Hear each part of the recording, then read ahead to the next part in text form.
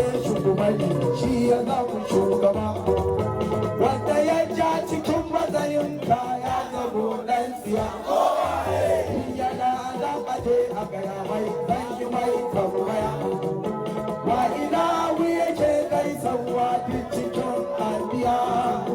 sai muhammadu rasulullahi shugaban shugaba mai babban masallaci subhana ya Allah ba Allahu bayan kai Allahu na gode ba mai bani bayan kai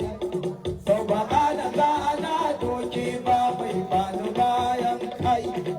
na zo ka karan haske in yi yabo da mai koki Allah kara haskari dan hasken kasantattu ka sake kare ni kai inuwan wadatattu ka sake ban abuwa don